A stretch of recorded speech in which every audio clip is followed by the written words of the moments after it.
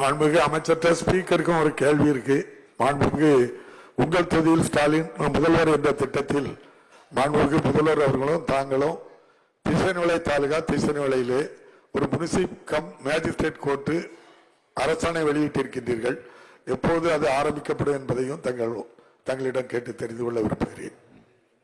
மாண்புமிகு பேரவைத் தலைவர் அவர்களே, நேற்றைய தினம் மானாமதுரையில் நடைபெற்ற அங்கே இருக்கக்கூடிய கம்பைன் கோர்ட் பில்டிங் திறப்பு விழா நிகழ்ச்சியிலே அங்கே இருக்கக்கூடிய நீதியரசர்களிடத்திலே எங்களுடைய சட்டப்பேரவைத் தலைவர் எங்களுடைய கோரிக்கை வரும்பொழுது இதை கேட்பார்கள் என்ற செய்தியை அவர்களிடத்தில் தெரிவித்திருக்கின்றேன்.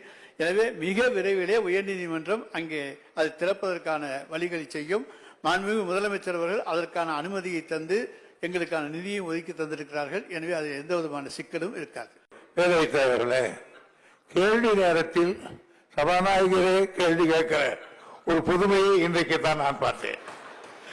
இல்ல, எனக்கும் தொகுதி மக்கள் ஓட்டு போட்டிருக்காங்கல்ல, தொகுதிக்காக கேட்கணும் இல்ல.